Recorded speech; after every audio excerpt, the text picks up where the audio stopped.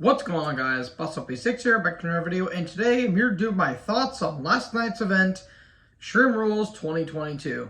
Now, before I get into anything, the reason why I sound a bit stuffy is because silences are an ass. But that out of the way, I'm just going to say right here, right now, this show was so underwhelming.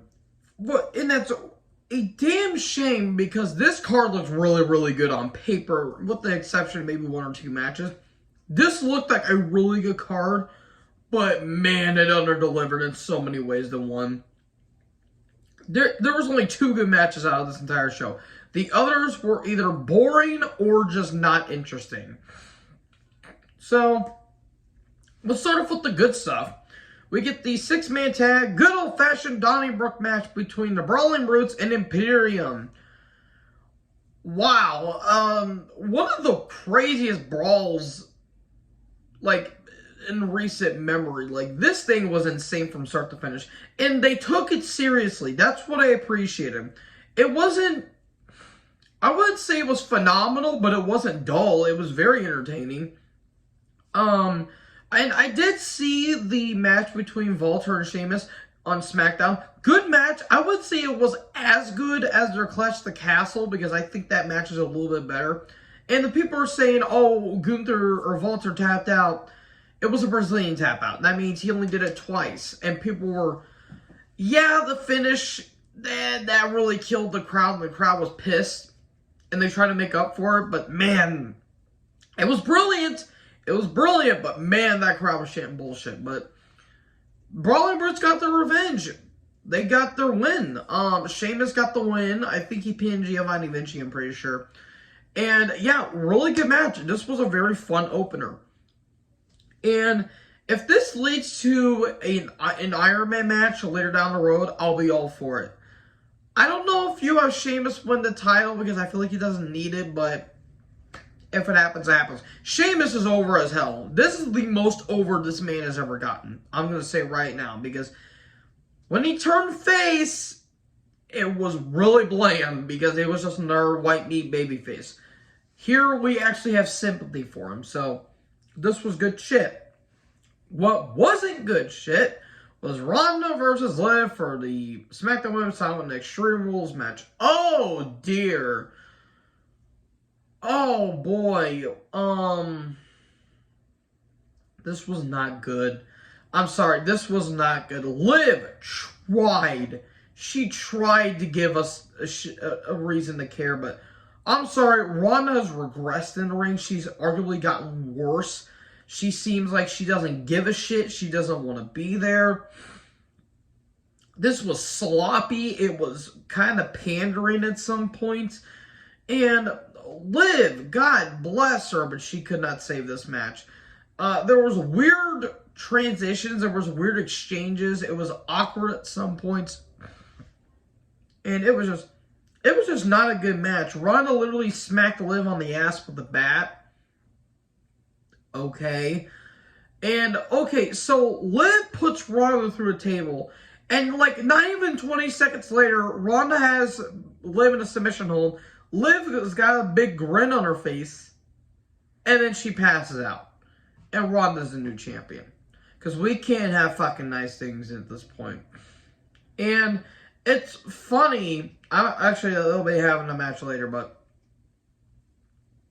yeah, this match wasn't good, and I now will give less of a shit to care about Ronda. Oh boy, I didn't think it got any worse from here, and it did. Sorry, folks. Cross versus McIntyre in a strap match. You want to talk about one of the most boring matches in recent memory? This was it. This crowd were on their fucking hands for like 90% of the match. Whenever Drew got in offense and made a comeback, the crowd was up because people love McIntyre. But whenever Cross got on offense, the crowd went silent. It was bad. This match was slow. Oh my god, it was ever slow. There was some brutal strap spots. I mean, obviously, that one shot to the neck that Cross got, ouch, that looked like that hurt. But, yeah, and they made McIntyre look like an idiot again. I don't know why they keep doing this to him. So, Drew goes for the Claymore. Scarlett stops him. She sprays pepper spray in his eyes, and then Cross hits the crosshammer, which is a stupid name for a finisher, but I digress. And Cross wins. Cool. This is doing nothing for McIntyre. Ever since he lost to Clash the Castle, they have completely cooled him off at this point. So yeah, it was the shortest match too. It went 10 minutes. I felt like it went 15. After that pile of bullshit, we get to some good stuff. The match of the night, in my opinion. Bayley versus Bianca for the Raw Women's Championship in a ladder match. Finally, a ladder match that actually had chemistry for once. Hooray! And it wasn't a car crash. I did like, as much as I like to give Michael Cole a lot of shit, as we all do, he actually had some good points, historical points, where with the strap match, he talks about how there's been some legendary strap matches. Rock versus Triple H at Fully Loaded. And he mentioned the best strap match of all time, in my personal opinion. Sting versus Vader at Super Bowl 3. That stuff I like. Because I'm kind of a historical mark for that, I kind of mark out for that. And he talks about this is the first ever ladder match for a women's championship, which I'm pretty sure is correct. I mean, they did it at other companies, don't get me wrong, but I think in WWE, this is the first time ever. And Michael Cole talks about the first ever ladder match was Shawn versus Razor at Mania 10. Technically, Shawn versus Brett on Primetime Wrestling in 92, but it wasn't on a grand scale, and it wasn't on a pay-per-view, so a little bit of technicality, voodoo, and all that shit, but this was a really good match. It was the second, actually, no, it wasn't the second longest match of the night. It was the third one. The opening match went like almost 18 minutes. This was really good stuff. These two always had great chemistry. I would argue this is probably their best match together. And that's saying a lot because their Hell in a Cell match was alright, and their Backlash match, I think, 2 years ago, it was a good match. This was really good shit. Bayley being probably Bayley's being the best heel for the women in WWE right now. You can make an argument for Mandy Rose, but I think Bayley's got it down to the T a little bit. Nothing against Mandy. I think Bayley's just a better heel in my personal opinion. There were some brutal spots with the ladder, especially that sunset flip powerbomb. Ouch. There was oh my god, that was almost freaking eye-wincing. That elbow drop from Bayley. Oof. And then they broke a ladder in half, and there was a shot of a woman whose face has become meme-worthy almost immediately. And then Damage Control would come down. They get hit with the double KOD, which looked a little sloppy, but that was because of the angle and the positioning. That was still impressive no matter what.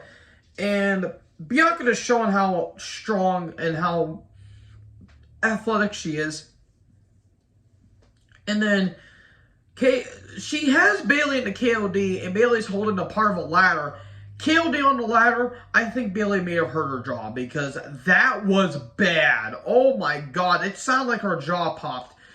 And ooh, that sounded bad, but I hope Bayley's okay because it sounded pretty bad. And Bianca wins. I understand why people are a little pissed about it because they wanted Bayley to win. They could have had Bayley win, but considering who they gave a video package later on, I think we all know who's going to be taking the title off of her. Yay. But with that being said, this was the match of the night for me. Oh boy, you want to talk about boring? The I Quit match between Finn Balor and Edge. I have a simple question.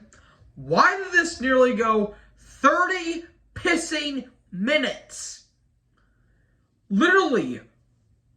Oh my god. This thing took forever to start being somewhat decent. I have not given a shit about this Judgment Day Edge and Mysterio feud ever since Edge got kicked out. They're treating us like, oh, Edge just destroyed Judgment Day because he built it from the ground up. He got kicked out of it in less than a month and a half. Oh my god. They've been stretching this fucking thing out for months, and it's becoming meandering. Nothing against the people in Judgment Day. These guys are all good athletes in their own way. But God, Jesus Christ, this match was bad. This was not a good match, folks. If you like it, more power to you, but this match was not good. There was a couple decent moments, and the last 10 minutes were actually kind of entertaining. Here's the good things. There was a funny part where Edge had the crossface with Finn, and he had a hockey stick, and the hockey stick about hit the ref like 3 times, which was kind of funny. The best part of this entire match was Rhea and Beth facing off and having a brawl. That was good shit. Set that up for maybe a match at the Rumble, or maybe save it for a match at Mania. Please, I would love for that. If Beth is limited, make it maybe 10 minutes, but if she can go, make it 15. Please, because I would love to see that. And Beth is beating the shit out of everyone, and Dominic gets his comeuppance for all he's worth. Ray kind of felt like an afterthought, in all honesty, because he got taken out by Dominic. I swear to God, Michael Cole sounded like he was going to have an aneurysm at some point. It was kind of hilarious. And then Edge hits the spears, and then he gets hit with the coup de grace. And then I knew what they were going to do. And, okay, so Beth gets taken out by Rhea by getting hit with brass knucks. And then Edge tells them all to go to hell. And then they're going to do a Rhea's going to do a concerto to Beth. Edge quits and immediately, and she just did it because she did it. Stevie Wonder could have seen that shit coming from a mile away. That's how goddamn predictable it was. And they're stretching this shit out still. I don't know what the end game is, but God, Jesus, this shit needs to end. This was not a good match. And it really killed the crowd, too, because the main event, Matt Riddle versus Seth Rollins, fight pit match with Daniel Cormier, I think that's how you say his name, as special guest ref. But before that, Charlotte Flair video package. Great, because that's what we need to see. We need Charlotte on our screens. Fucking kill me, please. Anyway, to the fight pit. It wasn't bad, but it felt like this match literally could have been any other cage match on any other pay-per-view, and it would not be any different. For a blood feud that's been going on for months at this point, you think these two will legit beat the shit out of each other, or Rollins gets his ass handed to him on a silver platter? But no, Rollins dominates like most of the match. And DC doesn't get a lot of, heat in, but he does lay down the rules and say, hey, you don't mess with me or else you're going to get the horns, buddy. So, I understand what they were doing, and Daniel did do his part, but there were points where the commentators were just screaming at him for him to do shit. And the spot where Rollins hits the buckle bomb on the Riddle on the very top of the cage, that looked a little scary. As much as I don't give a shit about Riddle and how much of an idiot he is, that was scary. That was kind of scary, and that was ballsy for them to do that. So then Rollins hits the pedigree. Not even like a minute later, Rollins almost hits a stomp on Riddle.